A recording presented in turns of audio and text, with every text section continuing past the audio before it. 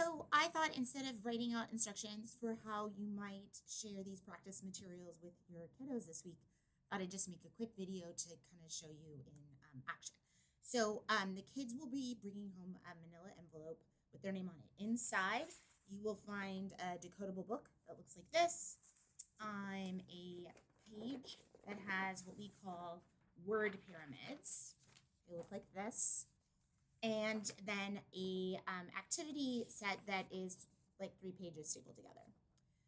The idea is you would have your kiddo practice like in 10-minute chunks for a total of 20 minutes.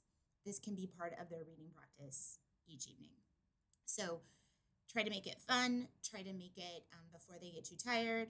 And you can blame me. Say, Miss P says we really need to do this for your practice. The activity paper is going over the skill that we just practiced this last week. So it should be familiar sounds and patterns that they are used to and can be pretty independent with. The first page is pretty easy. It's just attaching the word to the picture. It gets a little bit more difficult on the second page where they're looking for which word is spelling the picture correctly. Have them work very carefully with this. And in this case, we were practicing CK this week, my second grade group. It's a great opportunity to have them explain why they made the choice they did, re-explaining the rule and teaching the rule to you. Here we have some work with reading phrases and words and writing them. And then on the last page, again, reading, tracing, and writing.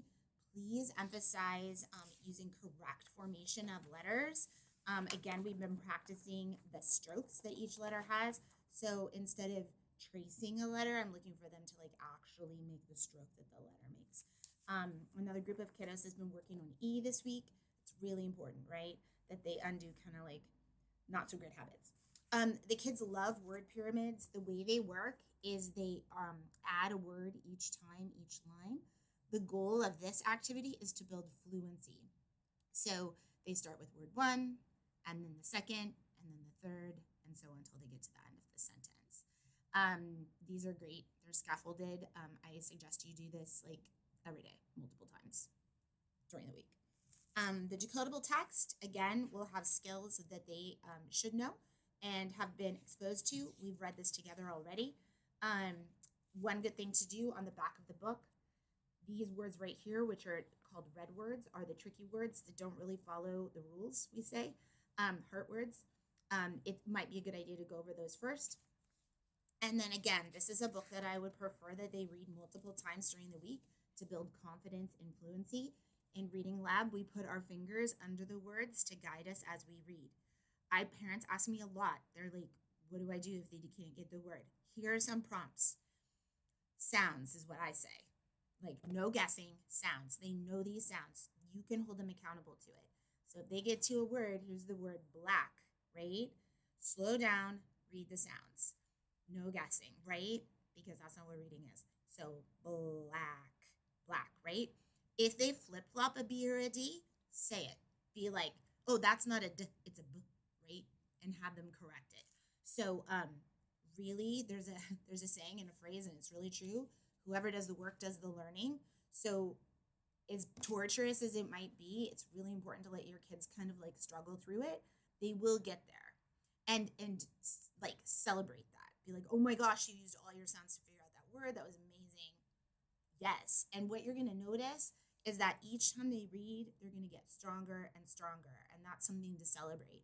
It's actually also okay if you notice your kiddo is tiring out, read half of it and then wait and then finish it at another time. You can be flexible. But these materials are super important because what we're looking for is we're looking for number of repetitions and exposures. That's really what propels kids forward.